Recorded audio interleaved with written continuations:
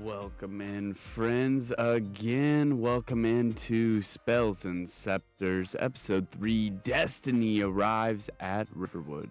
Welcome as our journey carries on and the party leaves the twisting roads beyond the Nightfen, the follow to the river's winding call toward the quiet settlement of Riverwood. What waits there is not grand, not loud, but something far more important. The first gentle turning of fate. Here, small moments will matter. Here, new paths will open. And here, destiny finally steps out from the shadows and into the light. Waters of Riverwood are calm, but the story flowing beneath them is anything but.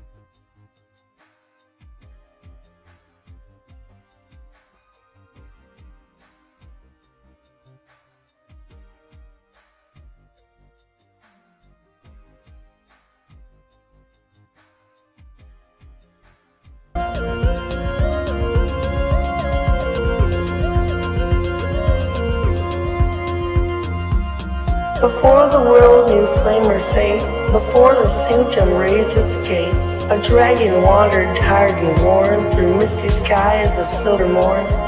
It searched for peace, a place to lie, beneath the glow of moonlit sky, and in a valley hushed between two gentle hills of twilight green, it bowed its head in softened light and drifted deep to dreams of night. It dreamed of fire burning bright, of honor shining pure and white, of moonlit sacred, calm and true, of secrets old and wonders new. From dragon dreams to whispers grew, a hint of halls the world once knew, where mysteries danced in shadowed air, and magic bloomed in hearts that dared. That was the dawn of what would be, where five fought fate and unity. Their story closed, their watch now done, five voices fading into one. And so I speak across the yore, to those who brave what lies before. Oh, hero born of flame or field, of moonlit craft or truth concealed, step forth, past revealed. Come soon, your fate unsealed. For now the sanctum stirs to see what new made legends you will be. The dragon breathes the dream once more, a calling through the ancient door. Here before the past is through, the tale now waits to open you. Take clues I've left in mist and dew. Seek what is hidden, chase what's true. For the sanctum keeps its promise still. In silent halls and moonlit chill, it watches all you choose to do. And it's long been waiting here for you. Alrighty, which is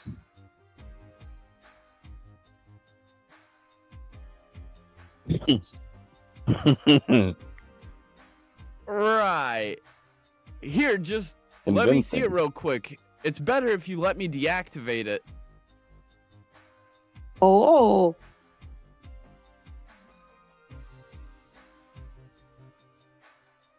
Deactivate it? Yes, so it doesn't try to hex you every time you pick it up. Oh. Would that not leave it useless? Wouldn't it just be a fancy rock? Make a history check if you'd like. And that would be wisdom, yes? Oh, intelligence. Alright. Do believe so.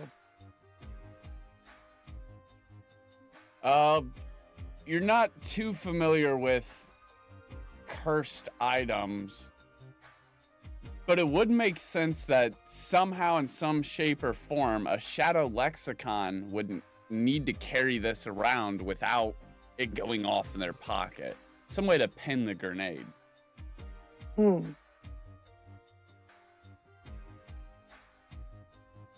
Roll to play hot potato with Savage.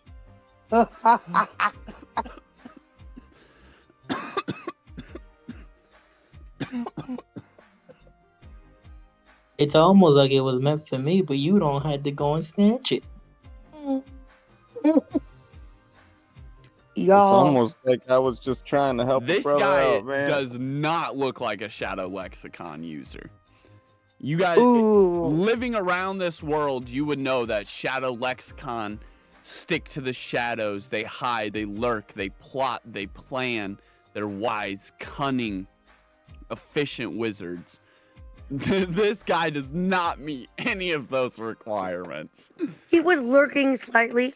Okay, he was lurking, and he does have some. That's between you guys, real play out. He did My shadow bad. step, and he does have an advanced Mhm. shadow step. Mm-hmm. So he's got some shadow type. He's got some shadow type stuff going on. Any opposed to playing hot potato altogether? Ooh, I don't know if I could handle holding on to the thing. And then what if you guys had to save me? 3 out of 4 is a win. Would that Oh, fucking squish me if you threw it at me? Good point. Yeah, would you be able to grab it? Okay, so us Yeah, three play it's hot about potato the and see what size of happens. her. Oh, holy hell. Are you strong? Are you She's ready? only like a foot tall. This thing's like definitely like at least 6 inches in diameter. I don't know if it'll play well with me. I'm just not sure. I could try, but y'all better come save me if something happens. This guy's still got his Okay, hand out as if so- he's offering for you to give it to him to deactivate it. Or to Yeah, but what if we do and he's all like, I have the power! Fools! I don't think it's that powerful of a magic item, but Shadow Sense said this guy was lame, and if it even said that was lame, he probably means it's not that of a bad person. So I'm down to just give it to him. And worst case Yeah. scenario, he gets Yeah. hers, and Yeah, we get let's rid of see. the rock. Right. I think it'd be better We if just all of kick us his wouldn't have body to in the risk bushes. something to hold on to it. And if he wants to risk something, then let him. Either he risks something or he does deactivate it. Yeah, I'm in. May I flip a coin with the stranger? I don't want it to be straightforward. Hey, what? Sure. Just one thing? Can one thing be Yeah, straightforward? can I bump into Jimbo's back to make him like stumble Right. and let him drop the rock into the guy's hand? No, because then Accidentally he shove gets, him I'll just in the give him the correct way? rock. I will reluctantly obey your rules. Yeah, let's just. It's Okay, not okay, rules, okay. sir. you go to hand the rock forward to him, and his hand is out, and you turn your hand over and drop it down, and he quickly moves his hand out of the way. The rock smacks to the ground. He unhinges his sword in like a single motion, faster than your eyes can even track. Your eyes are down at the ground looking at the rock. You're like, what the fuck? Why'd he let it drop? You look back at him, and this sword is in like a full arc, already swinging downwards. The tip of it, ting, hits against the top of it. A resonance rings out, and you see the sigil on it shifts upside down. So like the points where the giant arcing zigzags over arced the top of this what appeared to be like a set of jaws, like a Venus flytrap, is now basically upside down on its head. He Cursed rock now? sheaths his blade, reaches down, picks it up, and he kind of does a similar form where he's holding it out exactly as he intended to receive, and he looks at you, and then his eyes flicker to savage, and then he looks back at you, and he goes, "Which one of you is faster?" Oh. What's your Probably speed not. stat, Cloud?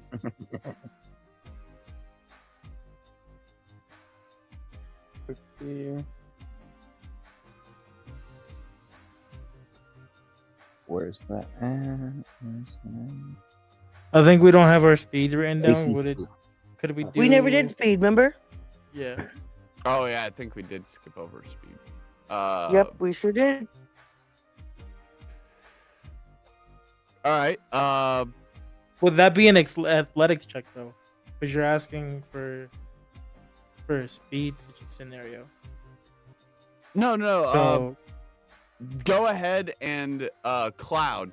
If you would, this would be the time to flip your coin, man. Ah, there you go. Oh, let's go. There you Who go. will you announce what's Savage, going on? call it out I'm in gonna the find this air. coin. Go ahead and let us know, Savage. You got to basically pre-call. Heads.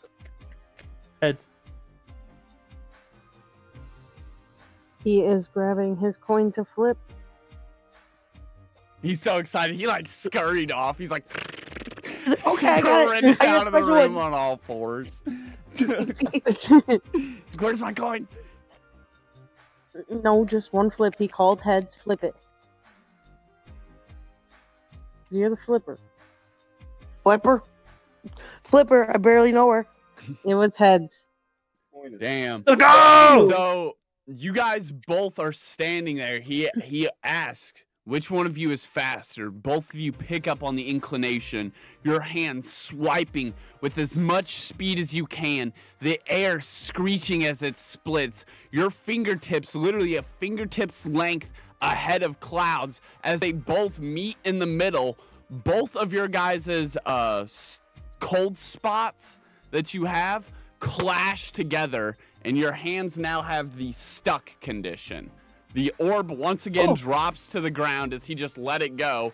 Both of your hands swiped together, smacked it. For the coin's sake, that's a gentleman's agreement. If you would like to now pick it up, it is deactivated, but it is at your guys' feet. And for the rest of our adventure tonight, since it lasts for 48 hours, is going to be you guys holding hands. Unless we flip correctly. If not, wink, wink. All for it. Oh, come on now. So that's up to you guys. I know you guys already hashed out the rock, but this is up to you guys. Role play it out. What you want to do? Your hands are now under the stuck status affliction. Well, I guess we're buddies now. Man. So before palms get sweaty, what you thinking on what to do about this? Why'd you have to go and grab the rock again? Heimdall is like bursting in laughter in the background. He's like, negative forces attract, you see? And he's like, just like laughing in the background. Can I give him a stare back? Can I give him like the toaster's like, nobody asked you. Like, not say it, but just The side stare eye. at him. The side eye. Yeah. Yeah. So, is it still my turn? Whose turn is it? Yeah, Who's it's rocking? open initiative. You guys can role play out to do whatever you would like. It is between you guys to decide what you want to do. Can I do a strength check to see if I can like pry our hands open, like away from each other? Just pull hard I enough. see how you feel. You can, but it requires magical focus, and you don't have anything you can actually focus with yet. It is not a strength to dispel. Mm. Can I still slam our hands down, but Jimbo's hand, like aiming at the ground, just slam it against the rock Yeah. to like be like, Okay. get off my hand, get off. And just Yeah. every time I say that, it's his hand, the top of his hand is slamming against the rock he wanted so much.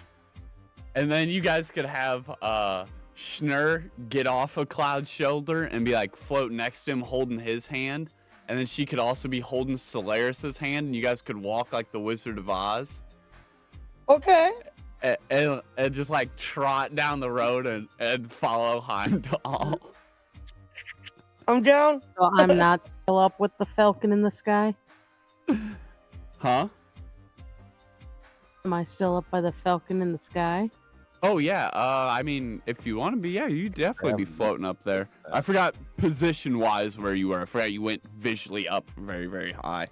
But yeah, I guess you're not actually like in that circle surrounding him. You're still up in the sky, floating around with the falcon. Yeah, you can still be up there hanging out with it. Do you want to do a Try to ride the falcon. try Oh, good and question. ride the falcon? Good question. Sure. It's just chilling. It's just doing like circles. So it wouldn't be hard to catch up to it, I guess. Yeah, go ahead and make animal handling check. Yeah, go for it. This thing's huge, by the way. Like it appeared almost like a dragon at first. Damn. can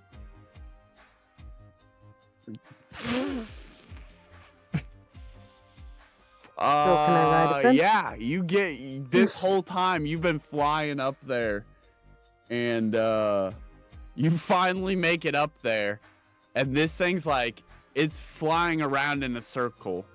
It's clearly, even though Heimdall may be getting carried away and laughing and getting off task, it is not. It is still looking for something very intently. But it would probably have no objection at this point if you perched upon like the back of its wings there and it just like flew with it as it keeps doing these laps. You'd be no weight at all for it to carry. It could probably carry this whole party and Heimdall with his armor. It's like massive. A big fucking falcon. Probably one of the biggest birds in this world. Actually, I guess the griffin is the biggest, but I don't know if a griffin's actually a bird, technically. Yeah, I don't know. This thing's fucking big, though. So it's like my little homie now. No. You don't. You You didn't didn't tame the bird. Right. It You're, just you're doesn't- not, I it's not didn't gonna name it, buck but you I'm going off. on adventures with it. you're not friends, but I'm not sure if you are friends. Yeah, it is not technically a companion. Heimdall is basically just following this thing as it's looking for this hero. But it is Oh, so they're not technically friends either. Heimdall's. Oh, okay. Essentially, you just took a little like a hitchhike ride on the bird. while Can we I go to like this. look around from the high ground and like get a view of the rest of the area? Yeah, you could. Go ahead and Sweet. I'll just incorporate that into your 19-year-old since you're up there on the falcon looking around. So it'd be like how well you're stabilized on the falcon, things like that for the animal handling. Yeah, it's very far in the distance, even farther now than it seemed at first. The forest is lurking very, very far away now. The path that you guys have been walking on, the covered greenland that is on the sides of it, these big, huge hills that from one side of Ray is from, and from the other side of you and Jimbo just ventured in from. But along this path, continuing the opposite way, just up ahead, it seems some of these trees have been carved out, and there is a small little camp with what appears to be these short but rigid wooden walls, pikes driven into the ground that are strapped together with like sticks and things like that. Around this camp, like on the 4 diagonal corners of it, giving you 4 ways that you could get into this camp. It's very small though. And a couple tents in it, and there are not many birds in the sky. This bird you're on might be one of the only ones brave enough after that real roar that you heard just moments before encountering the wisp.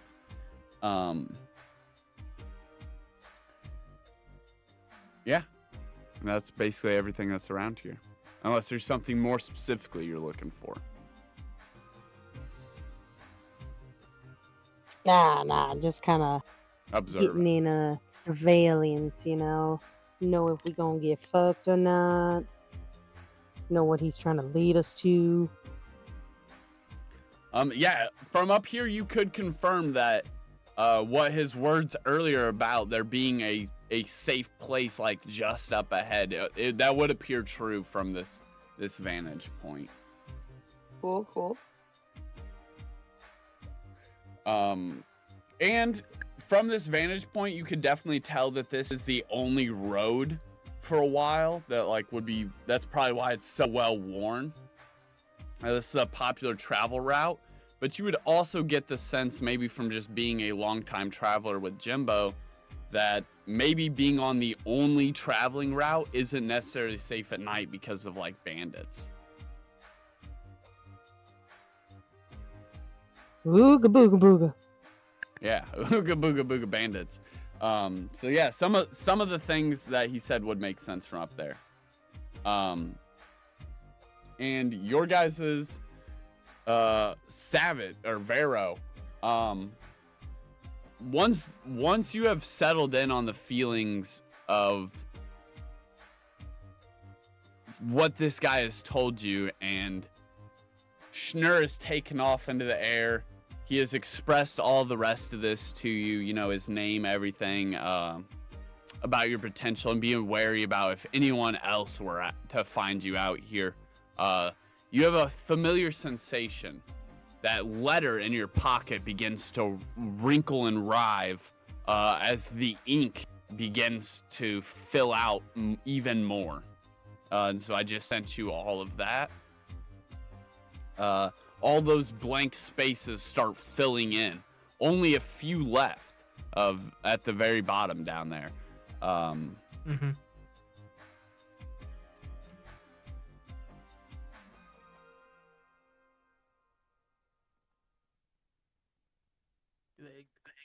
Like it starts to like shaking my or move around and Yeah, like bend one of my and pockets. warp as as the ink is trying to get like a straight line to write itself in. Okay. Yeah, it So when wiggles I and would warps. I would honestly like while finishing it's doing that while I'm still cleaning this lantern, making sure it's all good. I feel it. I let go. I sense the lantern can levitate. I let go of the lantern, let it levitate by itself. Let go of the wisp, and while trying to make sure I'm the only one that could see it, just peer open. At the bottom, I read what's new in that letter, and I just close. I cover it back up. I double I just tap it it's like 2 taps, as if I'm a little bit more relieved, but more intrigued and more interested in finding out more. All right. Yeah, everything that it just I sent you basically becomes knowledge to your character now. Okay.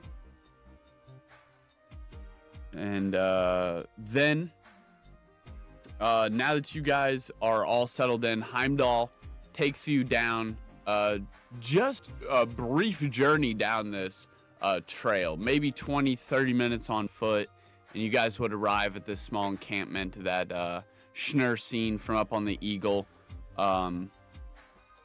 Jimbo, as you're down there walking, Schnur would be still up on this Eagle flying, or this falcon, and you would probably be looking for her. You'd be like, wait, where'd she go? She's still up there in the sky?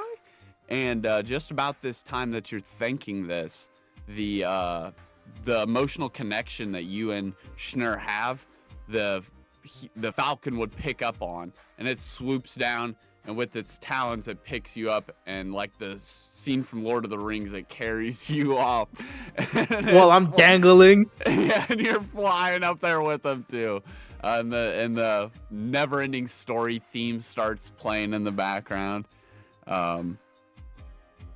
We all sing along. And Heimdall looks over at you, Savage, and he goes, Magic answers have a frightening degree, don't you think?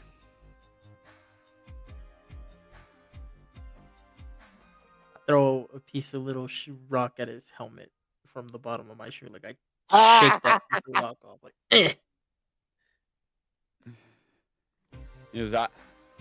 I can feel your guys' magic from far off.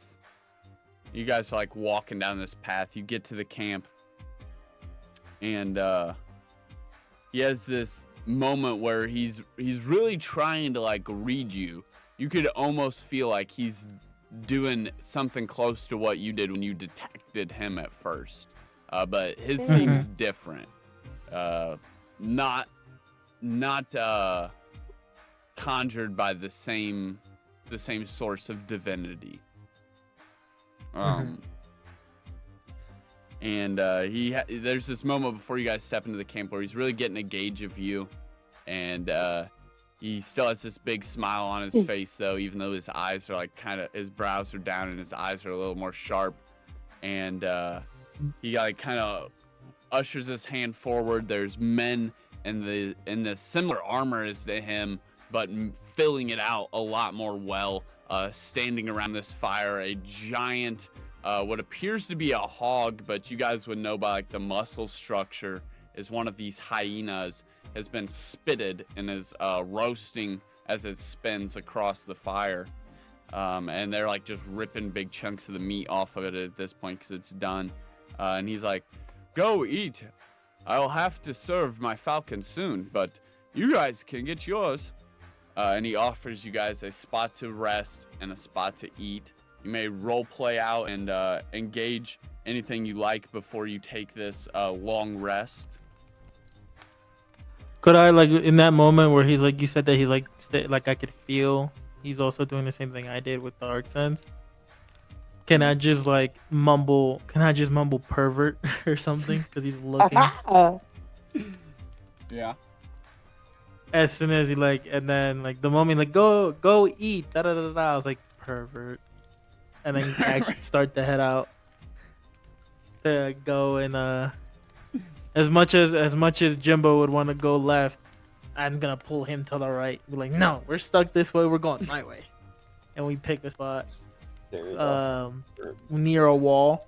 Like I want at least my back against a wall or a wall next to me. Very mafia of you. Trying to keep an eye on most of the entrances, because you said that there's multiple ways to get into this camp. Mm-hmm. I just want to keep my eye on most of those entrances. Aren't we still being like on the bird and getting like flown around right now? Or did the bird land and I just missed it? I feel like he landed. It was landing, yeah. Oh, okay. We're good. That makes sense. He plopped us down. The bird just plopped us down, and that's when he said, "Go eat." Yeah, I honestly totally forgot that you guys were stuck together when I said the falcon came down and grabbed Jimbo. I just thought it'd be funny because they travel together, and the falcon has Schnur on its back, so I thought it'd be funny if it was just carrying Jimbo. It's like, don't worry, you get a free ride this time. But yeah, I guess he carried both of them through the air. I didn't think about that. I guess his words where he's talking about the dangers of knowing too much are whispered to you then, Solaris, as you're the only person on the ground walking with the lantern. Like if anything, he started that sentence. I was gonna say he started that sentence while we were getting picked up. That's why I heard it only just a little. And then I threw that piece of little rock, but then Solaris heard the rest. That makes more sense as to why you replied like that. I guess I just did not. Yeah. I didn't think of it. Yeah. All right. Well, yeah. Fair enough. You guys get dropped off outside. Yeah. You guys are like now walking past Heimdall. So how far are they away from me? How far do I have to walk to get to them? Well, Heimdall was walking with you. It'll like you and Heimdall were walking together. So the moment he's I was gonna say the moment that Blunt was talking about like, oh, the bird comes and swoops Cloud back up. Yeah. He swooped me and Cloud. But I heard the guy say something about the the magic stuff, but I Yeah. didn't hear him finish that sentence. You did, Okay. and you were walking with him the whole time. Okay. Me, Cloud, or me, Jimbo, and Schnurr just got a free ride on the bird, but we arrived at the same time at the camp. So what did he finish the sentence as that you didn't hear? And also, are me and the guy, are we arriving at the same time you guys do or after? Same time. Leave it. Okay, same time. So what was his sentence that he finished saying that you didn't hear? Of He just said that Virgo. sometimes learning too much magic can be dangerous. Oh, okay. So they didn't hear that part. He Okay. was referencing the Okay. stone that they both swiped at. Right. So he had some kind of ulterior motive to why he made that stone less powerful, maybe to help us or maybe to hinder us. Okay.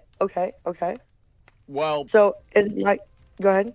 we could talk about that in the podcast afterwards. That would be an Yeah. awesome Yeah. conversation, but yeah, we have no idea what his actual motives were for it. Yeah. So for now, we're all at the camp now, and it's my turn. Yeah. All right. Are there other people at this camp other than the bird and our armor man? Yeah. There's a fuck ton of people at this camp. Oh shit. Okay. So, but not like that, not like a crazy amount, but like you would walk up here and be like, "Hey, yo, why are there fucking this many people?" For sure. Okay. Let's just Okay. say it's like, right here, and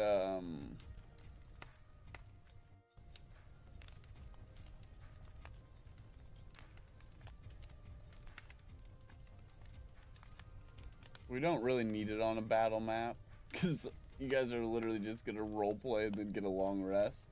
But essentially, that's the camp. There's a tent here, one here, one here, and one here, so that the backs of them are protecting this innermost circle where the food's at, where everyone's gathered around. Got it. Got it. Yeah.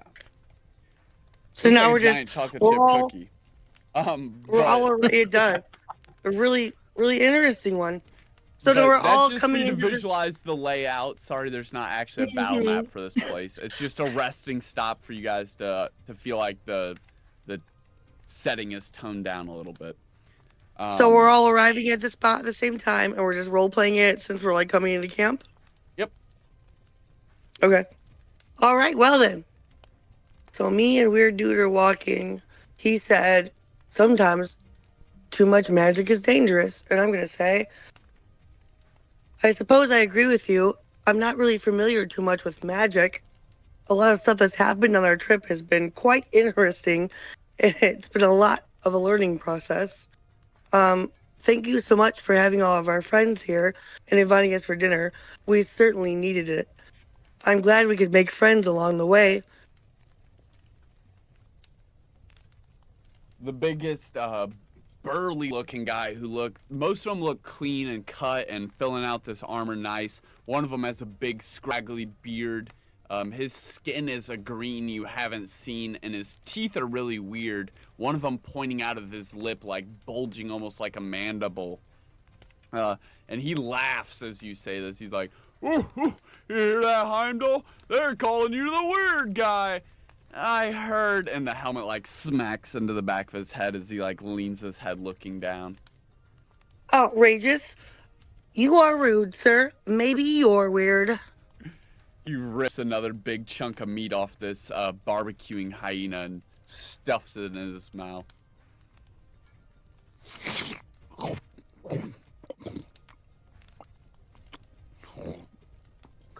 Okay, since we're eating, could I get a big enough piece, but then ration it out and put it in my bag? Yeah. Go ahead and put I'll say there's so much here that if each of you wanted to, you could take away 3 portions of this barbecued hyena meat. Cool. I've been We're gonna add spelling that in our hyena like H-I-H or HY is there. H-I-G-H-E, HY. nah, because I don't know how the fuck to spell hyena, but HYENA. oh yeah, that looks good. Yeah. Mm-hmm. Hyena barbecue ration, 3 of them. I'd say there's about 3 of them. 3 each. Okay. Yeah. 12 of you, 10 of them. This thing's probably about like 40 portions. Yeah. Yeah. Yeah, it strangely doesn't taste like hyena. It tastes like deer or something very gamey, but not like what you would think. There are some spices on there, or it's Yeah. old, or it's fresh. Could do they have any drinks, or do they have like meat? Do they have alcohol? Do they have water? What do they have as refreshments? It doesn't look like they have anything readily available. I guess you would probably have to ask. It doesn't look like they have anything that they like would just have like cups or anything. Each of them does have this very nice brandished cantina. Like each of them have one of this strapped gear on them. All these people look very militaristic, very well uniformed. Each of them, it looks like they are a camp in of itself, a walking, moving operation. They have cantinas, they have various different weapons. None of them would have anything that has any sort of range to it. It'd all be a variety of swords and scepters and hammers and axes. And they would all probably have them in the same general spot on their back left of their body somewhere, drawing it with their right hand. Only captains and like the officers would be given the honor to draw their weapon with their left hand. Yeah.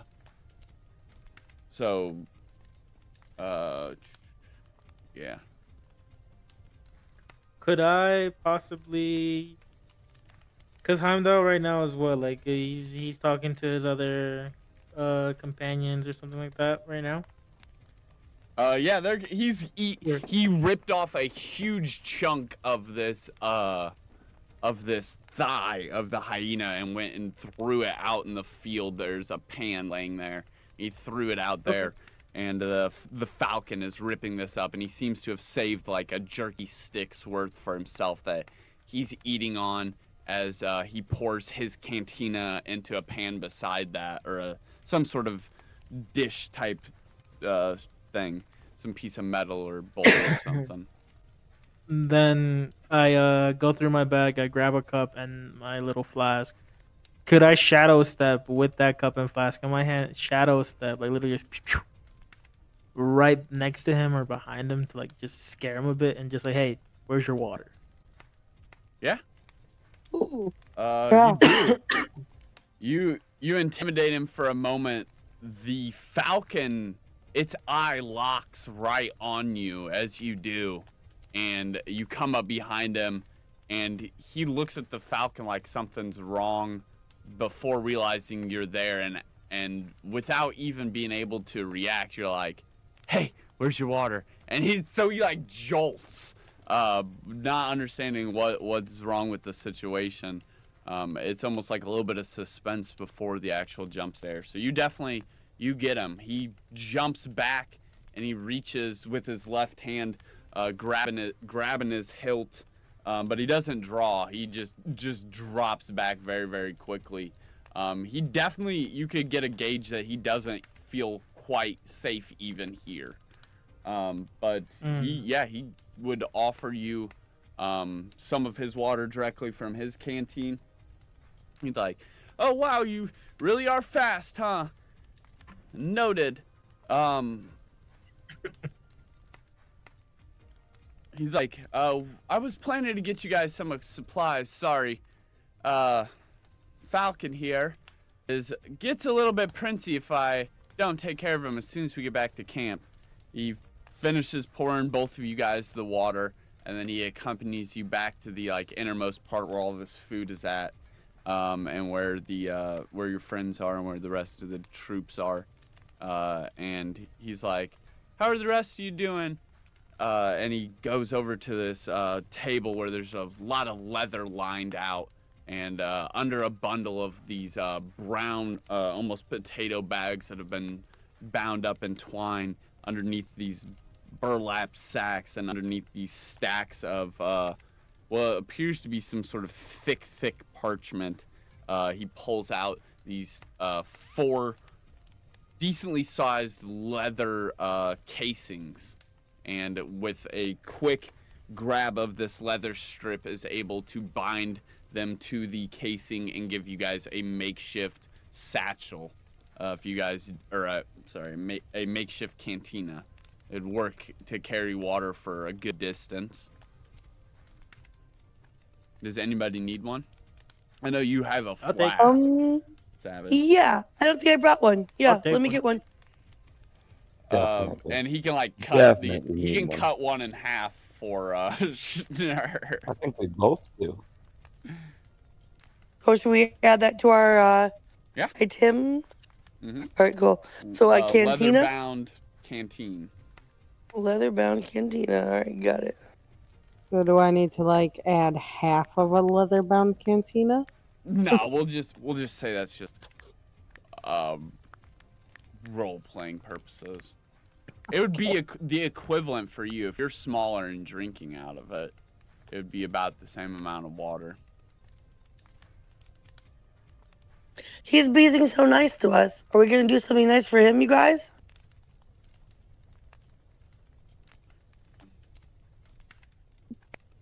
One can try. All right. You just don't know what it is until Okay. you Okay. know what it is. No, I don't know yet. Yeah, you're right. The food has all been consumed, and it is scrumptious, and now you guys have gotten these leather-bound satchels. He has sat down beside this fire. Now is one of the brief moments where there will be a little bit of peace. And he's like, "You're looking to pay me back? How about a tale? Tell me, travelers, where do you come in from?" And there's these logs scattered around the fire. You guys could easily pull up a seat next to and spin him a yarn, tell him a tale, as payment for this niceness.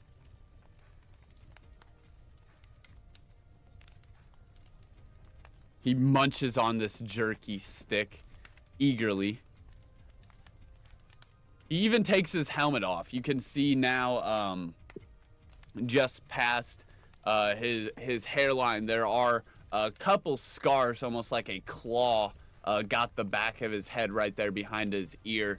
But he has a circular-shaped head on this really skinny neck, thin shoulders for how broad this standard Legion chest plate is. That's why it's always slouching around and bouncing around on him.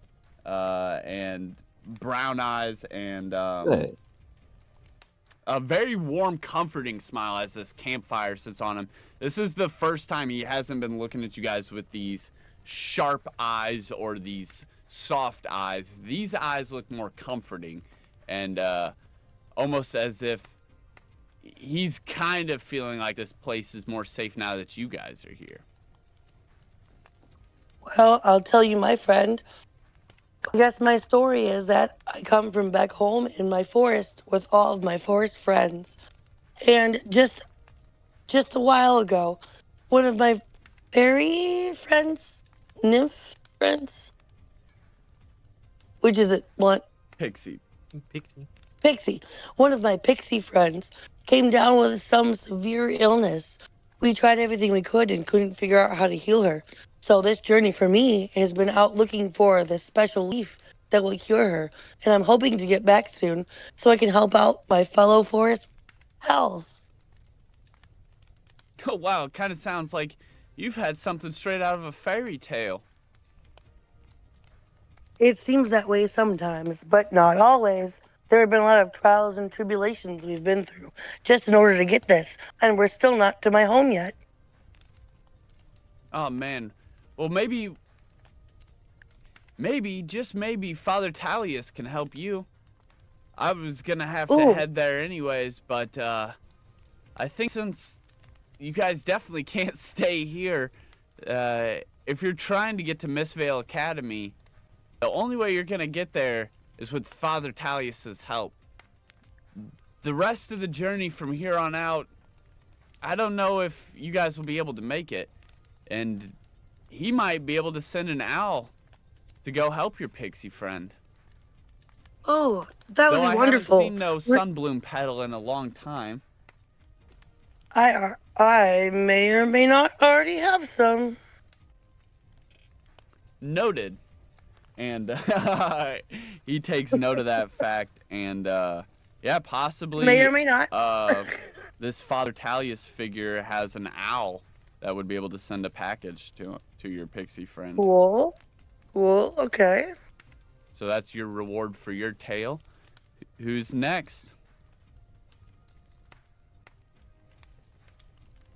Oh, I forgot that I'm still attached to Cloud, Yeah.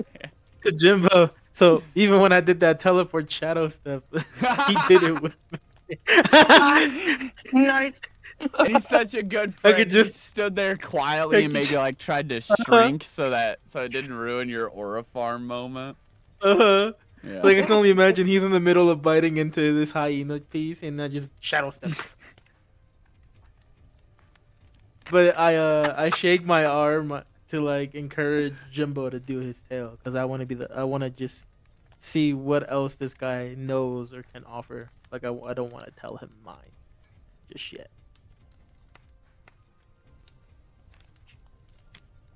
Well, I have a lot of tales. But first of all, I have a question, good sir.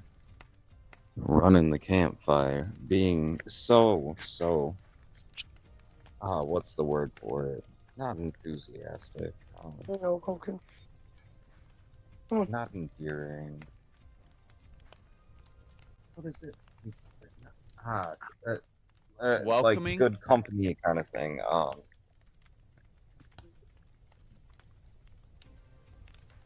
A good host. I can't think of the right word for it, but like, yeah, like something along the lines of that. But there's a specific word for it I was looking for.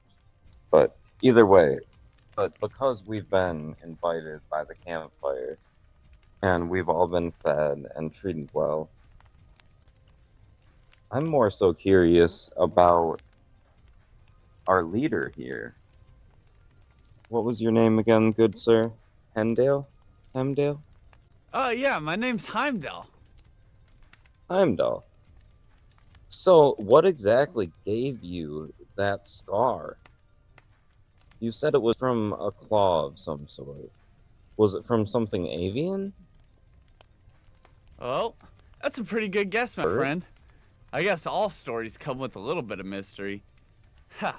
Let's just say you don't get to be the captain of your own night squad without having a couple close encounters. Was it a mystical bird, perhaps?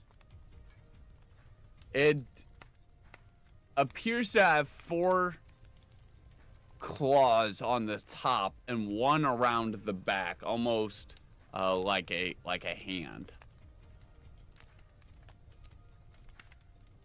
I think we may have seen a similar creature on our journeys. Oh. I might be wrong.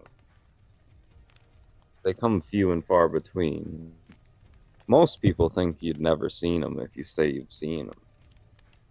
But if you've seen them, you've seen them. Okay, They're okay. vicious. I love this game. And he like pulls his sword out and slams it into the ground. And he goes, "On my oath as a knight, You tell me what this creature is, and I'll tell you the creature that did this. And he points to the scars on the back of his head. He seems over ecstatic as you're talking about this new mysterious creature. Yeah, yeah, yeah. Over here in the background is come.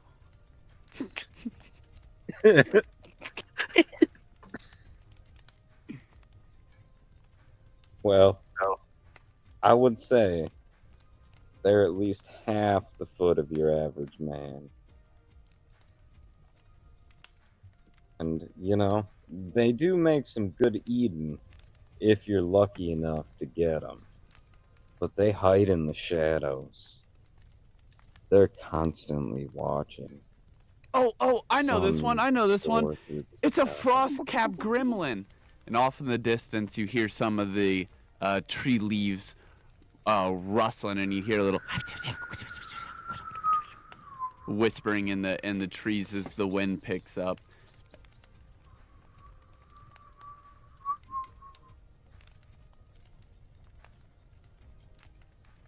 Bro, are you working for him? He's trying to guess the creature you're trying to talking about. cover He thinks you're playing a game. This isn't a game, man. This isn't a game. You think this is a game? Well, This if one, it's not nah. a gremlin, and it's only a foot tall. He like scratches at his chin. No, they can be bigger than a foot, man.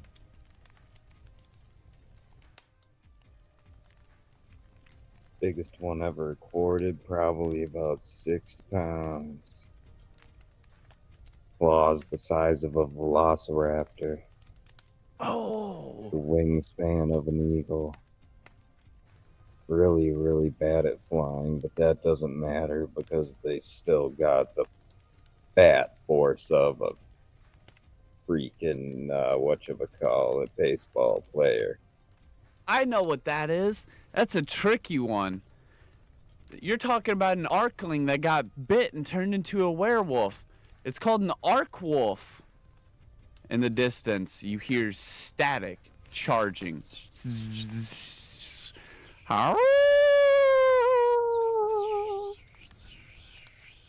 As he makes another guess as to the creature you're talking about.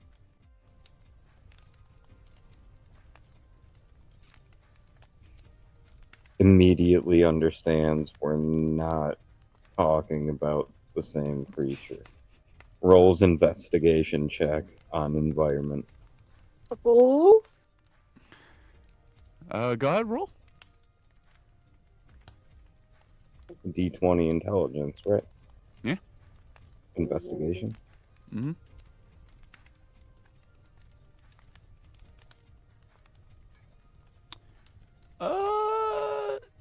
There are no turkeys around for now.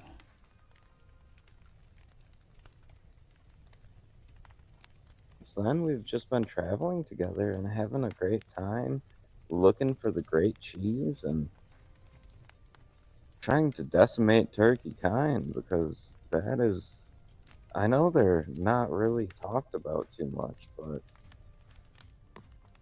Oh, come on, a there may be turkey? a mythical That's beast. totally They're made there. up. Oh Roll. man, they're there.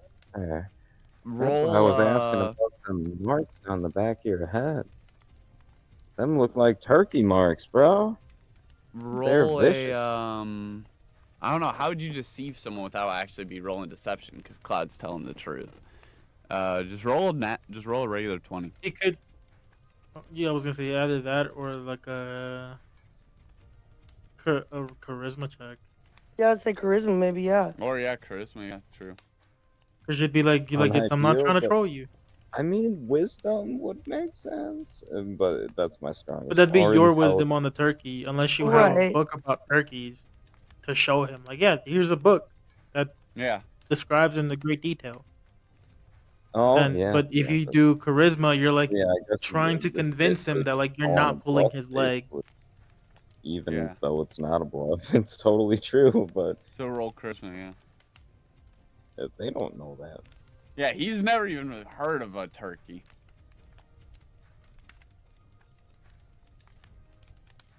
But come on, how do you know that much about something like that? He Without knows a knowing lot nothing. about creatures too. This one's mythical though. He goes, This all is like right, finding noted. unicorns. This whole thing, this wasn't from no turkey, son. I've wrestled with wyverns, and I've slayed a couple in my time. Right now, I'm looking for a little payback, actually. Our old captain got taken out by one, and we heard its nest is around here. We figured if it was gonna kill him and eat him, it'd bring him back here. That's why we're posted up here and searching out in all directions. North, and he points to one end of the camp. South, and he points to the other end of the camp. East, and then he points to the last end of the camp. West. So he's essentially the fill-in captain because this team's captain got yoinked by a wyvern.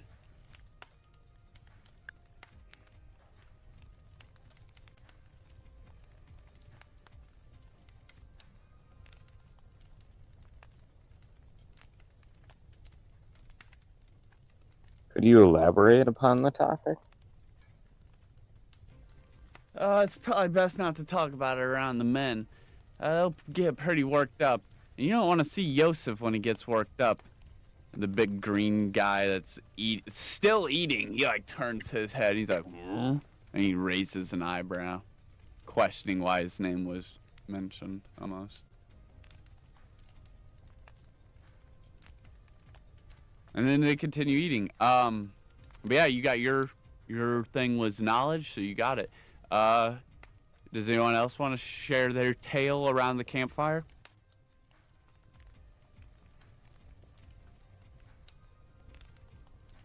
Could I Well- do? Oh, go ahead. Go ahead, Schneider. Oh, I was just gonna say, like, it's all for the cheese, man. You ever hear of the great cheese? Oh yeah, Gotta oh yeah, find the cheese good is cheese. great. And Yosef's Mhm. head like turns even more. You can see some drool coming down the side of his cheeks, his jowls. So where the cheese at in this bitch? I see you got meat, but like, Heimdall seems like almost in a state of terror. His faces went like pale. As you're mentioning a type of food he does not know how to supply the men with right now. And he's like, I heard there's some great cheese in the city. I mean, some top tier cheesemakers. And as he says the word cheese again, Yosef's like full body is just turned. He's enveloped in this conversation. He doesn't care about the rest of what everyone was talking about, but food. Now you got the big guy's attention. He's listening too. And he goes, "Go on, little one. Tell us the story of this great cheese." well, as far as I can remember back, there was always this big old wheel of cheese, and like, always been in all my dreams, my nightmares, my thoughts. It's just there. There's cheese, man. So I gotta try all the cheese, but there's a great cheese out there, and I know it's there. And we're gonna find it. I know we're gonna find it. Oh, Yosef feels the same way about bacon, little one. And he like pats on his belly. He's like, "We haven't had bacon in many weeks, Heimdall." And he pats on his belly harder and harder. And Heimdall's like, "Cheese and bacon? I don't know if we have the money in the rations budget for that."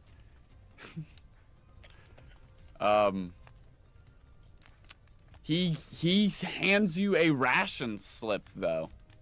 This slip can be turned in any militaristic compound that is under the rule or order of the Legion, which there is a couple in the city that you're going to, and you could turn it in for whatever food of that value you want. This will get you basically a whole wheel of cheese.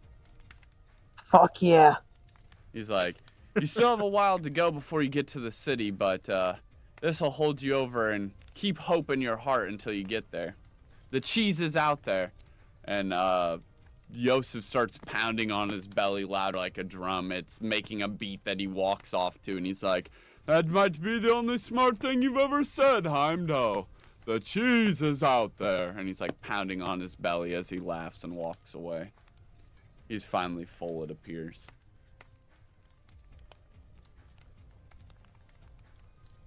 Could I possibly just give him a like, not the full story, but just say I've just been traveling for a while on my own, trying to understand this world and its magic, and I'm very interested in how this old, what was the old man's name that he said, Father Tallius. like how would Father Tallius be the only way to get through? Like, what's so great about this Father Tallius to him? Yeah. So as you say the first part, his face looks rather serious, and then as you mentioned Father Tallius, another warm smile returns back to his face, and he goes on. I could give you some lame speech about how no matter how far you travel, you can't run away from a shadow because it's connected to you. You can only burn brighter. But I could also just tell you that unless that you know how to sail, you're not going to get very much farther past this river anyways. There's not many ways across it. You are heading to Moonvale Sanctum, are you not? That is the, I'd be like, yeah, that's the, like, maybe. I'm still not sure yet. I was rather curious, though, why only one of you had a letter. And then I call him out on it. I was like, how do you know about my letter? Yeah. He goes, oh, so you aren't from Mistvale. You're heading there. Interesting. Noted. He goes, it's easy to tell because it has an arcane track on it. Anybody that's worth their bang for their buck knows that all magic leaves behind some sort of resonance. When we first met, in fact, it started morphing and forging, kind of like a morph ink spell. No. A decipher spell with ink. Can I literally while he keeps talking, can I get really close up to him and just ask him again? Like, while he's talking, like, how do you know about my letter? He just told you it's leaving a magical resonance. But not the type of spell that was used. That's what I'm talking about. But the spell is on like, it. He can tell. Oh. He can tell like what the spell is. He's smart enough to know like what. He may not know exactly what it says or be able to like track it that well, but he can tell it's a animate ink spell or what. He's gauging it out right now and like trying to figure out for himself. But he's pretty close to. I would say he could figure it out on his own given enough time to think about it. Okay. It's not uncommon for higher level wizards to just know detect magic. It is a concentration spell that would require learning but he is a stand-in captain. It is a decent spell to learn, but not only Shadow Touch can do it. Everybody can use Detect Magic to read things. This is the it's the inverse side of looking behind the veil. He's using the veil essentially to highlight things like the veil, the literal veil, the moonlight veil did. So he can see it. So if you imagine him being able to see that magic ink, like the outline of where it's at, he can't see what the letters are. but he can see there's something magic right there, leaving this soft resonance. Yeah. Just like you were seeing the thrum of the trap, the cursed item. Okay. Mm-hmm. Could I ask him like, okay? So he's like, okay. Could you explain what you think the spell could be used, or what spells do you think could do that same thing? Just ask him what other spells he knows of that can Yeah. do the exact same thing or something close to that. Well, I'm not very good at decipher magic myself. Were you? I thought you were cast in decipher. I thought that's why I startled you guys. Thought it was a big secret. That's why I figured I would bring it up so you guys knew I wasn't after it or anything. No, I was just given this letter once when I woke up, and only certain words were written on it until very recently. I was able to read and understand most of the letter. There's still some parts that are still not fully revealed. That's why I want to try and if you know anyone that can either decipher it or understand it better, or teach me how to decipher it, I'd really appreciate it. Would you be showing him the letter during this time? I'd be slowly like rubbing through my pocket to get the letter.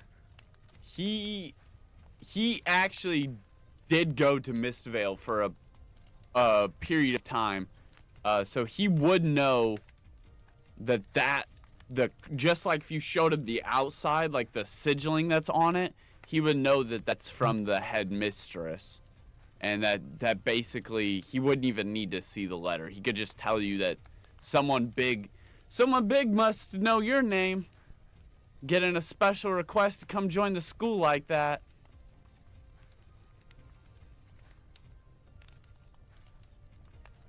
I just sit there looking at the sigil and I'm like, thank you, I appreciate it. Yeah, he And wouldn't can know I any hand him like a little? decipher magic or he wouldn't know how to crack it at all. No, he thought you Yeah. were that's what you were doing, and you would put this together to know now. Maybe that's why he ushered you along so quickly, as he's seen how like startled you were, and maybe he thinks you're like first years that are like trying to get to the castle. Mm-hmm. Or people that maybe haven't even been initiated yet.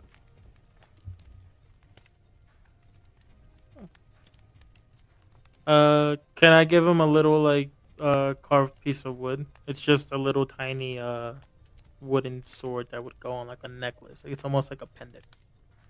Fuck you, fuck yeah, you can. Fuck yeah, that sounds cool as fuck. I was like, I get up next to him. I was like, well, I appreciate your information. It's greatly, I mean, it's a great help.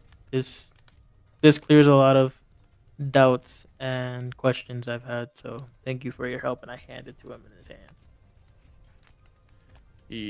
He nods, kind of going silent for once, not having a response for it, but is with his hand out in a similar position as to when he dropped the stone, but this time his hand doesn't move. And as you place that wooden sword trinket that has been carved into his hand, he smiles a bigger, even more gigantic smile, and kind of nods in acknowledgement, and then tucks it away in some sort of little leather pouch next to his water satchel there.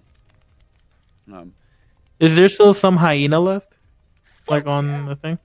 Fuck yeah. I cut a chunk. I cut a chunk of the hyena meat and then toss it to the bird. Like I Alright. throw it. Yeah. Ooh. He fucking snaps it too. That bird can eat. It's a big bird. Mhm. It snaps out of the air. And you would also see a variety of other different pets that Legion guys would have. You would the birds are very common. Something big that can be mounted and scouted out on. You would maybe even see some horses, and a couple different animals, a couple imps, which are like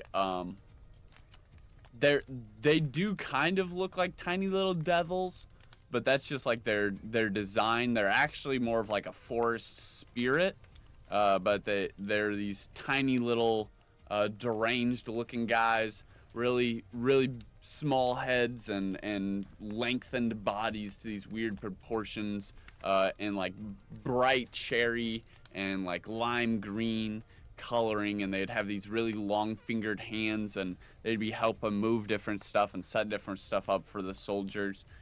Many of them would have like an imp as a companion if they were too dumb enough to cast magic.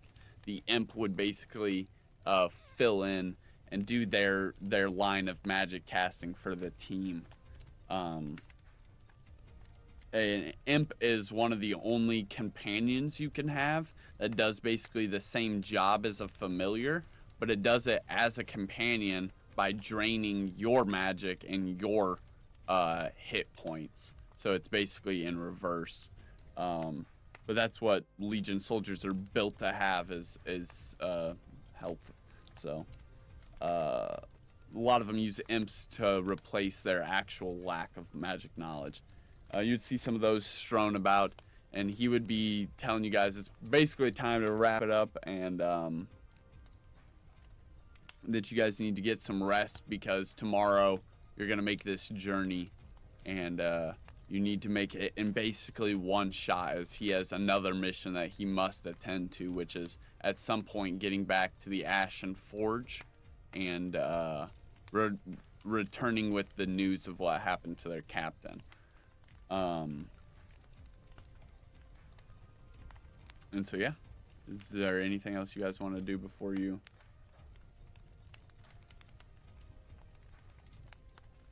I don't think so. Be thankful. That's about it, I think. All right. Well, then you guys Yeah, finish pretty eating and you much, yeah. guys get some rest. You all benefit from a full rest, so your spell slots and cantrip slots are replenished, refreshed. And you guys all have rations for this journey ahead. And it is quite the journey. It is a long walk, but you guys start with a very, very nice pace. And this day it seems to be getting colder, so it's not too hot. And you guys push forward and forward, passing small shrines that are built for different travelers and different boards posting jobs and warnings of bandits and all kinds of things. The trees seem to fade into a little bit of a different color before into a lighter brown before disappearing altogether, and into this big field area where you can see grain and crops growing as high as could be, which is a huge change for the scenery, but more importantly for Ray and Jimbo, because you guys as heralds, you haven't seen healthy ecosystems in a while. Like there were some trees back there, and like it was kind of like scattered around as the path, but as you go back that way, the ecosystems get less and less and less healthy. So this is your first sign of like neutral ground again, since you guys have left wherever you came in from into the forest scene. And so this is a nice sign to see grains and fields of prospering life. You'd see rodents scurrying about, birds overhead again, looking for these rodents that are running through the fields. You might even see a prairie dog popping its head up and looking around, snickering to itself as you guys are walking. And Heimdall's kind of like just trotting on almost in his own world. The bird is back ahead in the sky. The sun is bright and vibrant, making it look bright crimson red in the sky again. Most of the Legion troops are tracking very, very far behind you guys as they're basically picking up the entire camp, knocking down the walls, destroying all the structure that was there, picking everything up. And then they're maybe like an entire half-day journey behind you guys, but walking the same path. And you guys are all directly behind Heimdall, and he's up in front. The Falcon even farther ahead of that. soaring ahead in the sunlight as you guys pass these shrines and these different built structures that pay tribute and homage to people and different things that have happened in the lands around here. But all of that ends as the forest breaks, and there's this huge field surrounded by another huge field and even more huge fields on basically every side. It turns into basically rural Illinois. It goes all flat, fields everywhere, beans, corn, wheat, all kinds of beautiful lands as these hills begin to bend again and arch into these giant crescent hills, much like the ones from the meadows that Solaris is from. And then you guys come up upon another shrine, which you guys haven't seen one since you broke into this area of fields, but hill after hill after hill reveals one off in the distance, and it becomes closer and closer and closer and closer. But it's going to be just off on the left side. These big, huge stones that have been erected almost like the giant letter A, but instead of there being a line in the middle, there's some sort of tree structure, its roots wrapping around the stones, keeping them from collapsing. And at the very bottom, there's some sort of like glowing light. But this is very, very far off in the distance, maybe by like 400, 500 feet. Pretty far out there as you guys are walking past. But Heimdall stops for the first time. This pace that has been slowly slowing as if you are pulling back home, and he stops and looks briefly over his shoulder at this shrine. You guys are just steps behind him.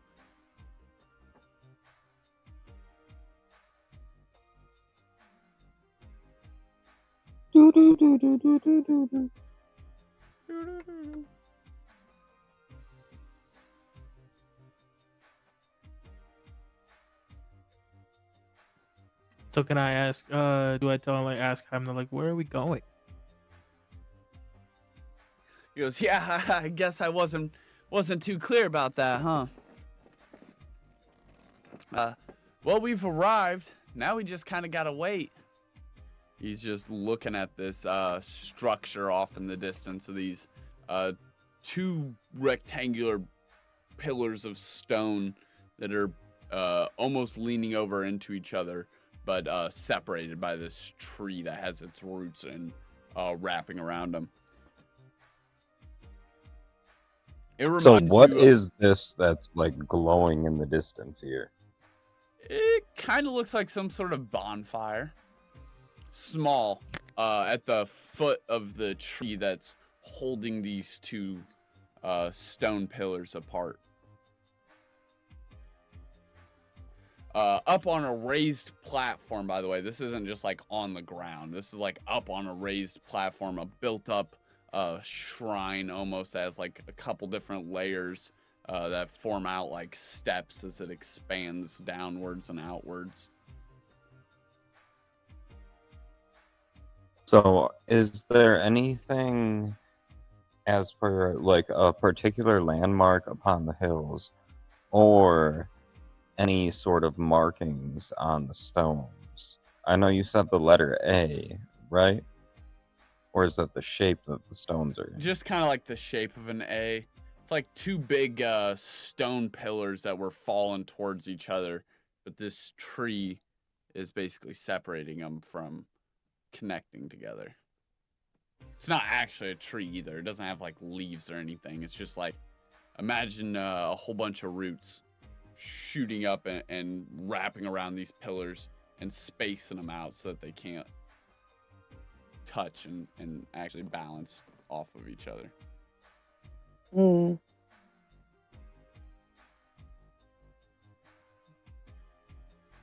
So is this safe to like cross? Is this... That actually, from the look of how Heimdall has stopped here, that might be where he's been heading. He's just waiting here for the troops that are behind you guys.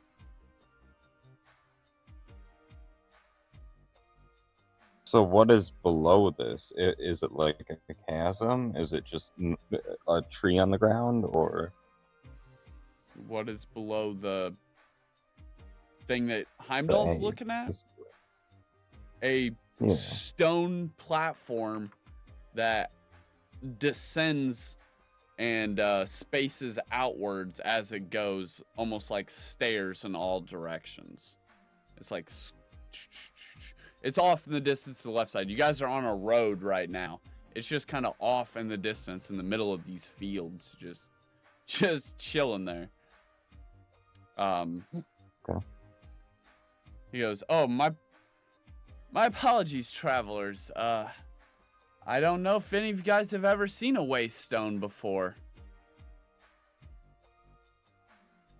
It'd be my first time. What does it do? So with a waste stone and the proper inscription, you should be able to move through space, bending around each waste stone, connecting our world to the next. In between this space, it's almost an instant movement, though I have heard of people getting lost. It's basically like a teleportation system from one waste stone to the next. Think of it like a super ancient intergalactic subway system. Ooh. So you're telling us that anyone who comes to the stone can teleport? Do we need any special skills?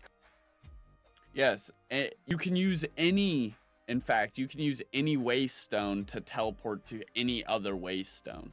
They are all Okay. connected in this vast system of connected wormholes.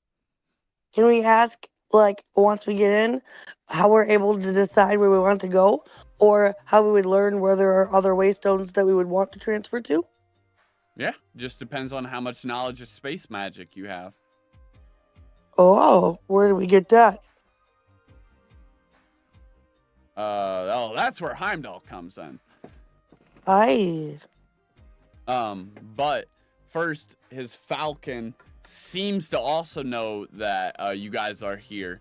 And after you guys have had this time to like conversate back and forth, it finally acknowledges that there's no threat, swoops down, and for the first time, you guys see that all of you guys see this thing up close. It is, like I said, about the size of a dragon. It's about 2 of Savage's tall. So if you took 2 Veros, he's like, you're 7 feet, right? You're about the same height as Heimdall. I'm 6 feet. Okay, well, it's like 3 of you then. Cool. Okay. It's a big bird. This thing lands, and it dwarfs Heimdall himself. Like, all of you guys could probably ride on this bird's back. And he's like, he just looks at the bird and he's like, well, thanks, Falcon. You did really great. And he wraps up a scroll and tucks it in between this little leather binding on the Falcon's leg. And he's like, you stay here and deliver word back to them. I'll be back soon, okay? And the Falcon just kind of like nods its head, like it's not sure if it should be letting Heimdall call the shots, but then finally flies back up into the sky and appears to be circling again, waiting, loyal and on point of its duties as always. And it appears that he's going to leave a message here for the Falcon to give to the troops when they catch up, and he's going to take you guys to this waste stone, and y'all are going to teleport to go see this Father Talius. Sweet. Everybody knows that the bird is the word. The bird. The bird is the word. So you guys make your way through this waist-high field of wheat. It's an amber gold. It should have been plucked weeks ago, but everyone in this area has been quite busy. With the expansions and searches and everything that's been going on just outside the borders of this land, protecting this land has kept all the farmers busy as they've had to go into these battles. And this golden wheat surrounds you guys as you walk forward towards this waste stone. These stairs on all sides encapsulating to a growing pyramid, a platform base that's probably about 5-6 feet off the ground, with two giant rectangular stone pillars that look like they were falling and about to clash together before this big warping bundle of roots or massive vines has twisted up into the shape of a tree.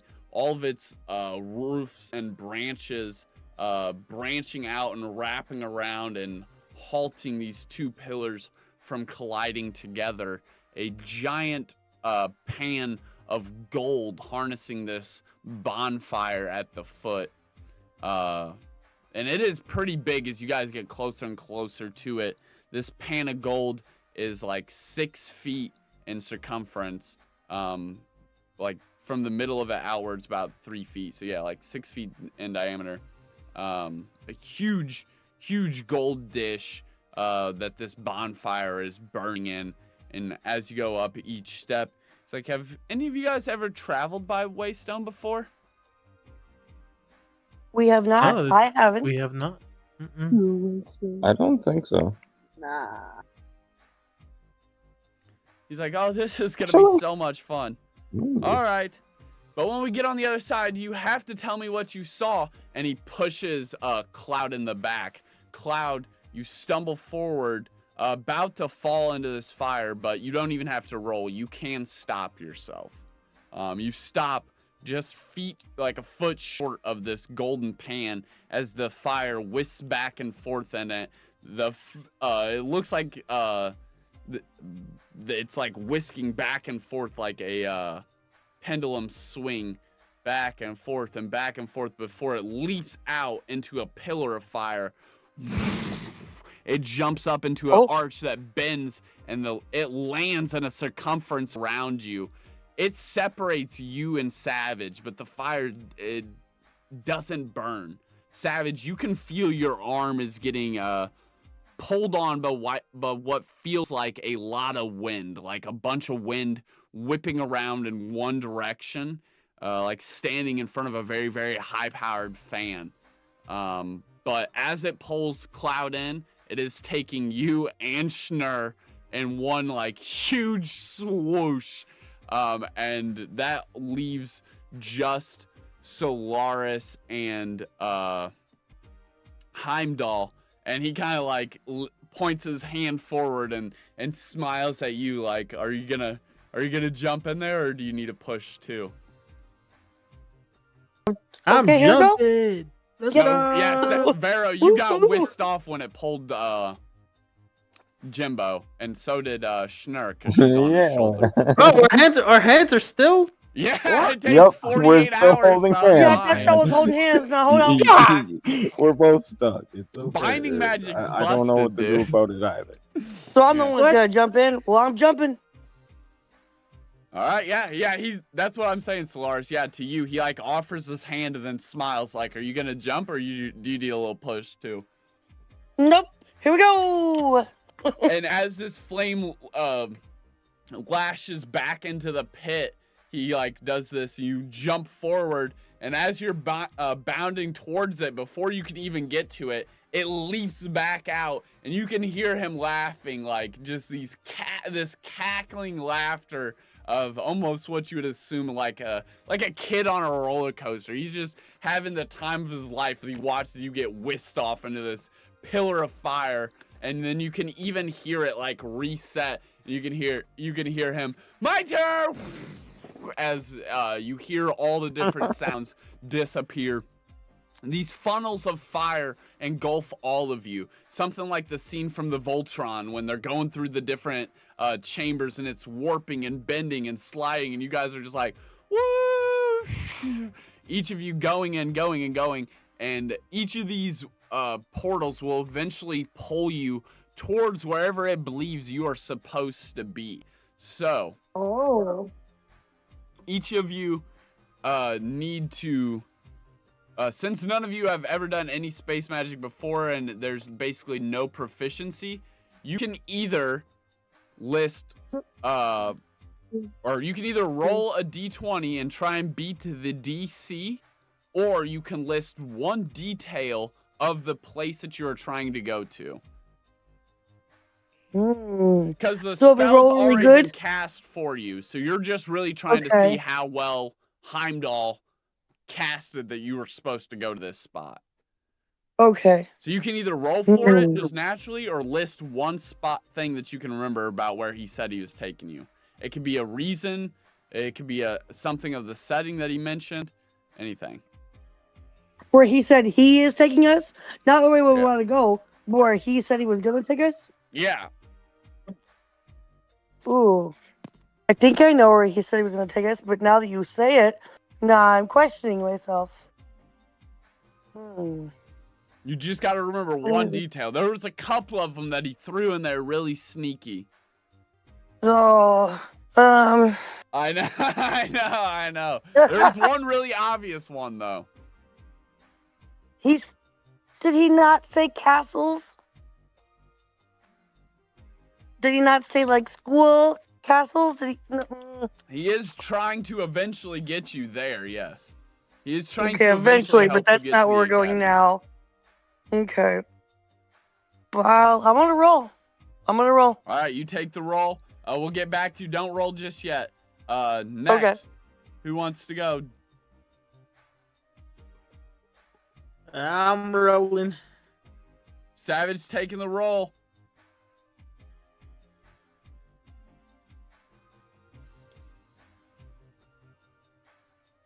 Jimbo, Schnurr, what are y'all doing? Y'all gonna envision it, or are you guys gonna roll? I think I'm gonna go off of if I can give one detail. I think I might be able to get a couple. Maybe. So do I just shoot? Yes, he telling you detail now, Blunt, or is he waiting to say see if Nerf picks detail or not? Well, I'd like to think we're going to a place of learning, that we're going to be learning magic in some sort of city.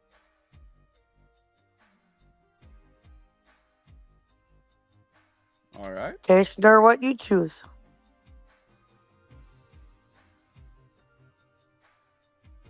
I was gonna say, going to someplace with lots of hills. Okay, okay. All right. Go ahead and roll. The DC is 16. DC 16? Roll a d20. Yep. Oh, You okay. can I was gonna be like, add, what's the history modifier? We'll do history. Yeah, because you're technically trying to make a history check. You're trying to remember one thing where he said he was taking you. all right, so I'll Okay, roll and then- I'll look at my history because I still haven't gotten the hang of how to do it all together. Okay. At advantage or disadvantage? Oh, why does it say Just regular, one? flat. Regular. Okay, so I got 5. Plus, I gotta look at my thingy. History. Skills and stuff. History. -1. Dang it, I got a 4.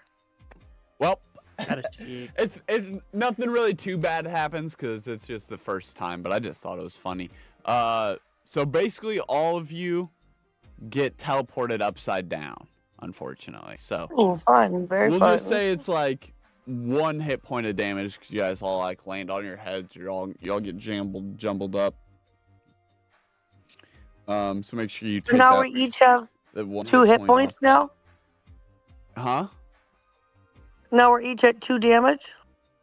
No. Any health that you guys, any damage you guys took before should have been gone when you take the long That's rest. right, we ate. Yeah, we're rested.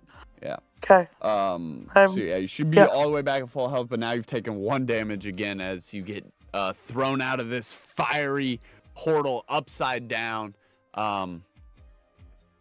The shapes and things that you guys see inside these portals are different, though, as you become one with space and space becomes one with you. It's trying to figure out where you're supposed to be and where you want to be, kind of like Solaris said. And as you guys go back and forth on this balance beam, and it seems that that Heimdall's magic wasn't absolute for none of you, as everyone comes flying in upside down. But for each of you, for Schnur and Jimbo, you guys would see the giant wheel of cheese. For Vero, you would see that same entropy and state of shapes changing and rearranging to form what you were trying to think that dragon would look like. And for Solaris, you would see Mistvale Sanctum, something you've never even seen before. This giant castle, like you described, these big pillars and arching towers around the side of it that are floating and rotating around across this entire environment, this entire territory, in fact, across these fields, far, far, far, far away is Riverwood. And here is the river. It sits upon the river, the Great Serpent River. And that is the river that literally runs from the top of the continent all the way down. And this is in the top. This is the northern. This is the southernmost point of the Northern Territory. So you're basically as near the middle of the map as you can get without actually being at the middle of the map. Because no one can get past here without a couple things. And we're going to get into that probably next time. But one of the things that, one of the details you could have mentioned was the river that Heimdall mentioned was in the background. You were going to meet Father Tallius. That was the other thing. And, oh,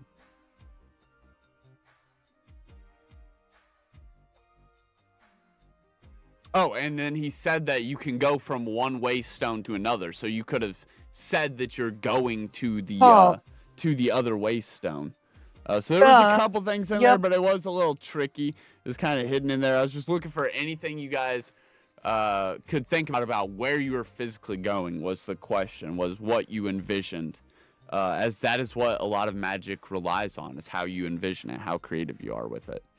And anyways, this, as you come out of this waystone, this one appears like a giant tree, a mangrove tree, in fact, one that has these giant bushy green lush top on it, this big beautiful canopy that looks like a half dome that has similar wrapping root-like body to it that spans out and stretches into this awesome spread of roots that go down over top of this stone, seeming to look like almost like water, you know, working its way into all the cracks, working its way down as the stone slopes and comes to a similar gold dish, this stone halfway encapsulating an entire side of it, and basically acting as a firewall. And you guys get spit out of this flame one after the other. And finally, Heimdall is shot out behind you guys. And as you pick yourselves up to your feet, you would see on the horizon, there's this beautiful stretching out village sat upon the river, big water mills turning and dumping water, powering the city, big stones of magic and pieces of protection and arcane ruins scattered over these stone arches that leap across the city, not really supporting the bridges, but running alongside of them in unison, with these giant, huge ruins sketched into them. As the city and all these different industrial buildings that are built onto the river expand and stretch out, you see houses and community life, and the first ever sign of like other people. Since you guys have been on this journey, it has been a long time since you've seen these huge communities of people, like an actual village or anything like this. And it stretches out into these townhouses and family houses, and just atop the farthest most hill, across from the river from you guys right now, there is a giant church. Heimdall's like, and Father Talius is just up ahead. And he points at the giant church. This white marbled building with this dark oak surrounding the frame, the etched in pieces, as these big marble arches stand over the side of it. This huge giant cross of marble at the front of it. A giant massive building etched with these really fine looking windows compared to the rest of the village. Whoa. We're not Quite in a Kansas sight. anymore, Toto. I agree. This is quite a sight. I've never seen anything like this. And could I hold Morph? Morph, like, look, Morph. Yeah, tell him, show him. Civilization. And it starts like Yay. bouncing around and going a little crazy, almost like it can sense the magic in this place. It is like Ooh. bouncing and writhing energetically. How about you guys? Have you seen anything like this either? As you guys are looking around with your eyes, Jimbo and Schnurr, just kind of a little bit down the hill from where you guys are right now, before you get to the bridge, there is a giant, I wouldn't say a giant, because these buildings are all rather pretty small, but there is a pretty decent sized cheese cobbler. Whoa. Or cheesemaker, where Heimdall did promise you guys would be able to use that rations ticket. Well, I'll be damned. Let's roll. It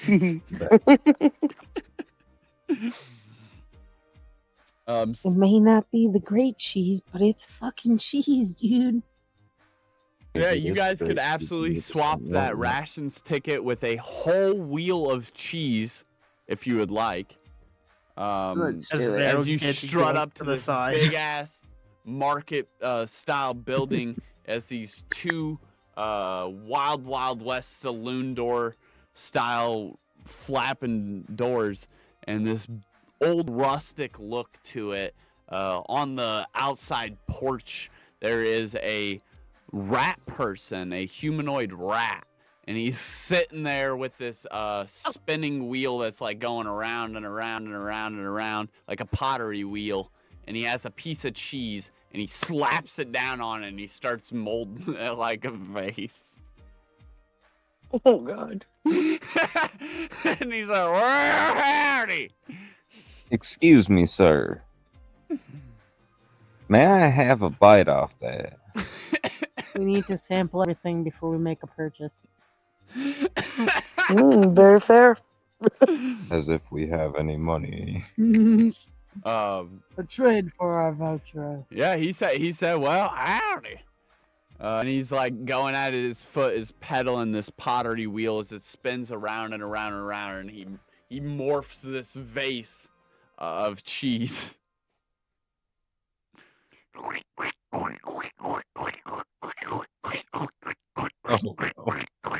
As his hands sloppily go up and down this That's cheesy... what good cheese sounds like. Huh? What the Mhm. cheese sounds like. Well, Sensual. it's becoming liquidated as his hands But he morph has some and hot hands. congeal it into this fast spinning mound. Toasty fingers. How do you think cheese is made? How do Not I like think that. Jesus- Not No, yet. this guy's like he's got a pottery wheel and he's like doing pottery with cheese. He's Don't artist. judge him. Well, I thought it would be like a. I like Oh. hard cheese though, not soft cheese. How my do you think fucking cheese is cheese. made? Oh shit! He's not making cheese. He's just making pottery with cheese. Oh. Can we get Like some instead of fine clay or china? mud, he's using cheese fondue or mozzarella. Some fine Yeah. cheese, if you may. You can't do that with He's a fondue, rat. He man. loves cheese and he's Oh, got my. hobbies.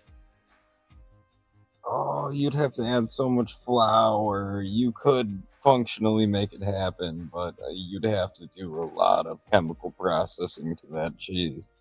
Oh, So would no. you like a Ain't no would you like chemicals, a it's wheel called of magic. cheese? He will definitely take that claim voucher. Well, And hang on now. Okay, so how much cheese is it? it's a wheel of cheese, a large wheel. But like Put how big? LG, Okay. yeah, large wheel of cheese. It's pretty big. Like large to than you me in this. or large Oh yeah, you definitely to wouldn't be able to Jimbo? carry. I mean, like He's gonna make like an you actual carry wheel it of anyway. cheese is like 50, Now, fucking 80 pounds. how many years has this cheese been aged? I was Yeah, hoping cheese. you wouldn't ask that. I These made are it. important I questions. made it myself this morning. Nope. Very fresh, but too fresh. I need it to be years old. I'm thinking like your finest, like 10-year aged cheese. And I prefer a sharp white cheddar. Ooh, yes. There shucks. And he walks over and he like puts his hand on it, and he like focuses all of his willpower, and he goes, conjure cheese mold, and the mold just like furls out over the side. Is that aged enough? Ooh. Well, I prefer it not furry. Well, now you just cut the mold off, and underneath it's aged, right? Well, no, not quite. No. Yeah, Why? you made it. You While could they're have- discussing what to do, can I ask them, hey, how you do that spell? Can you walk me through that spell real quick? the conjure mold. Mm-hmm. Right, how'd you do that? I need to learn. Conjure mold. That's not a real spell. I mean, I guess. Hey, No. It's a real spell. No. You just Yeah. brought it up to existence. I'm gonna Conjure- find a way I to mean, use it. conjure Dark side has rations. cookies. They don't There have is a cheese mold. conjure rations. That's essentially what he did. He just chose it to be expired rations. Feel like you're not giving me what I want, but I take it anyway. You want to learn the conjure rations cantrip? You gotta get to school, bud. That's where I went. I could just learn it from him. He's not a He teacher. could just He teach me. It would take an entire lifetime of practice. I'm a fast Oh, well, learner. damn, I don't have that much time. Well, So did you it's not package that up my important cheese? to me now that you mention that. This is action economy. This spell here is older than my cheese mold. Where's my This- cheese at? Yeah, he gives you a different cheese wheel. This isn't the cheese Alright. you've been looking for, but this is some cheese, and that's a win. I snatch a little piece off the cheese wheel. Oh, Put it in my hell inventory. no. I'm attached to your. I'm attached to this fool. I I'm am going taking ahead us. and I am taking my cheese knife. Y'all are like Nah, a I'm y'all, fucking y'all are a off of his throuple right ear. now. You want to buy a I'm a- cheese? That's your You throuple. gotta feed the. No, You gotta feed the third can't. wheel. No. Yup, But he didn't the ask, third he just the said third cheese that wheel. It's a piece of his ear missing. Okay, Savage. Or Alright, sorry, very well. She takes these things very seriously. I've almost lost a finger IRL to some cheese. I'm on the same page. I'd bite Do your fingers you off lose with part cheese of too. I your don't even know ear? ya. Can I do sleight of hand Yeah. Yeah, to there's take a slice piece of off cheese that cutter to cheese? your ear. Savage, who Vero tries to get sneaky and his hand creeps towards the cheese, but seeing that he is physically attached to Jimbo and that Schnur is peeking over top of Jimbo's shoulder already, there is no way Vero is going to get away with that cheese sneakily, so he decides against. Mm-hmm. You guys then would make your way across this bridge, these ruins on the side of it, on these giant arches made of the same white marble stone of the church arches. These ruins glow bright blue as you walk past them, starting at the bottom of the arch, crescendoing up it, and then following it down as you walk past each arch. One after the other, these blue, vibrant glows welcome you across this river. And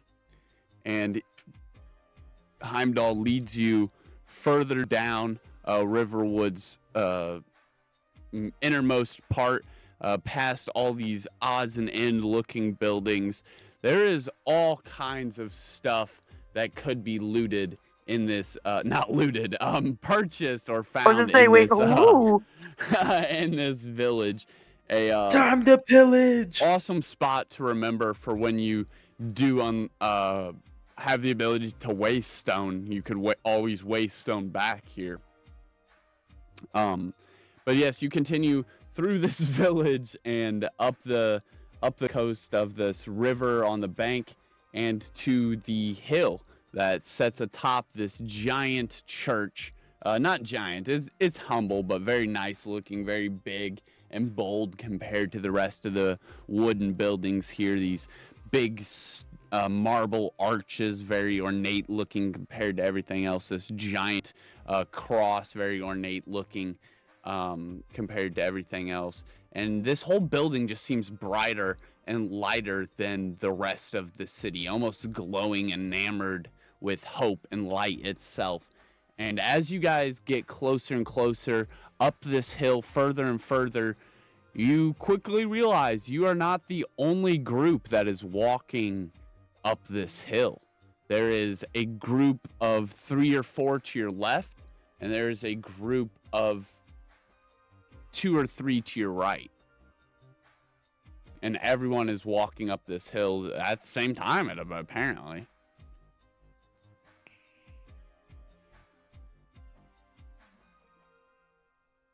Can I ask Heimdall, like, hey, who are all those groups over there? As they're walking up, and he's like looking around already, kind of chuckling to himself at these other groups. And you ask this, and it kind of brings a sense of perception to his eyes as they go sharp again. And he goes, well, it seems that we weren't the only ones that were fated to be here. I wonder if that means that you guys were the only ones that needed my help, or if you were the only ones that were fated to meet me. Curious how fate works like that, huh? And he gives you a kind of odd smile. And the hill's arch slowly grows slower and slower as the slope of it dims down and flattens to where this church is sat upon the top of. And as this crowd gathers around the front of it, there's now 10, 15 of you guys, all in unison. However, Heimdall's smile kind of almost fades for a second into this blankened stare as he looks across at one person in this crowd particularly. Another person wearing the same exact cut of armor, but again, much like the others, filling it out even more better, and sending there with a sense of pride over the 3 that has accompanied him, or that he has accompanied. Could I try and like give a intimidating posture so Heimdall feels more like I have a good group too? Yeah. Fuck yeah. Roll charisma or intimidation. Sorry. I thought you were trying to charm Heimdall for a second there, but yeah, roll intimidation.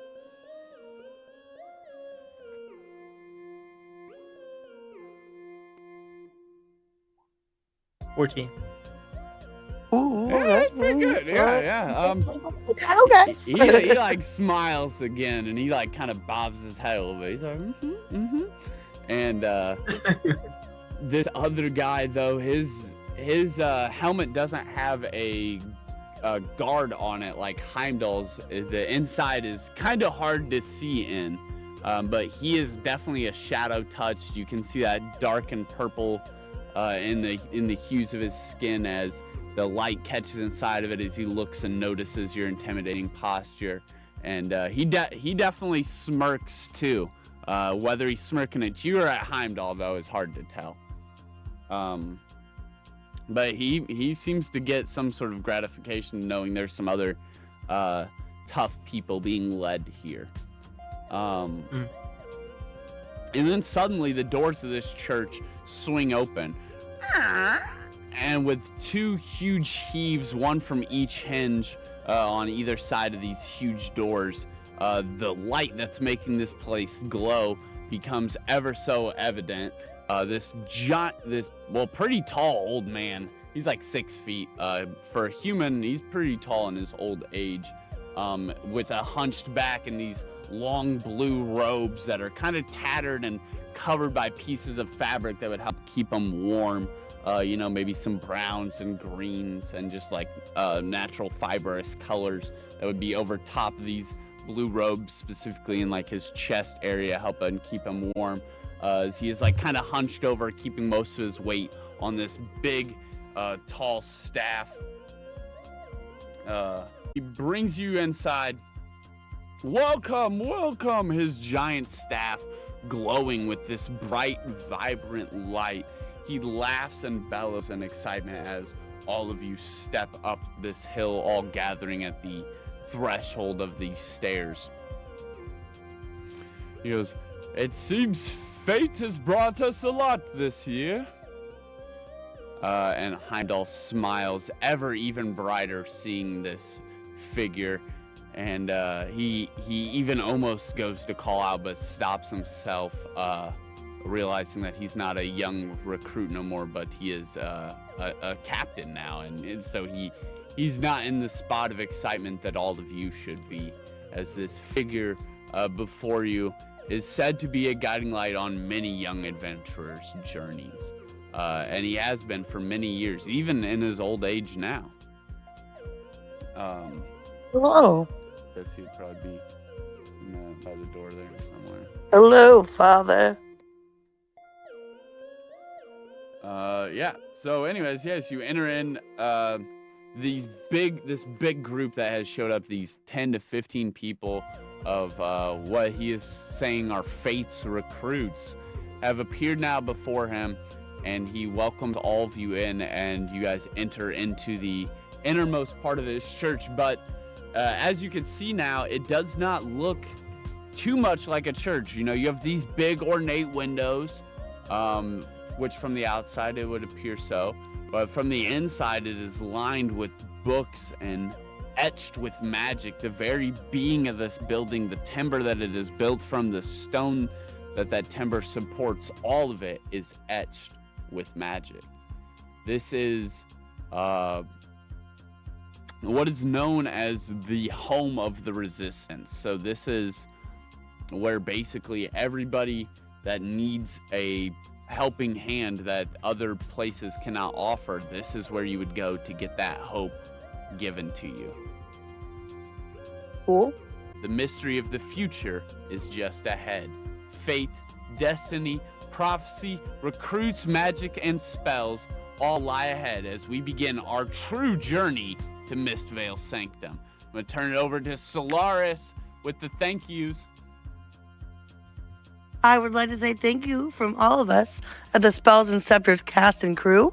Thank you to the following supporters. So far, we just have Razmil Muhammad. Thank you very much, man. We like your support.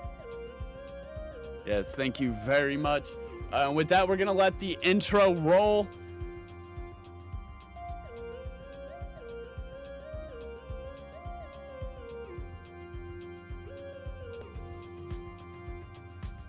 The river quiets, the lanterns dim, and the pole of destiny settles softly around our travelers. A whisper, not a shout, guiding them towards what comes next. Thank you for joining us on this chapter of Spells and Scepters. I want to also give a huge thank you and shout out to all of our cast and crew and their characters, their ambition and their creativity. Thank you to Solaris Ray, your wild spirit, Vero, your noble strength, Cloud, your quiet, moonlit calm and chaos, and Wax, your glowing laughter, and everything that you guys have done together to carry us along safely to the river's edge. For now, the lanterns of Riverwood flicker low, the water settles in a peaceful hush, and destiny is ever patient. This rests at your heels as these thoughts rest in your head, waiting for dawn to call you forward once more. Thank you for joining us in this chapter of Spells and Scepters, and next time our travelers take on a long-earned rest in Riverwood, where dreams will stir, secrets will rise, and the quiet night may hold the truth more than sleep. Until then, wander well, and magic continues on our journey through Spells and Scepters.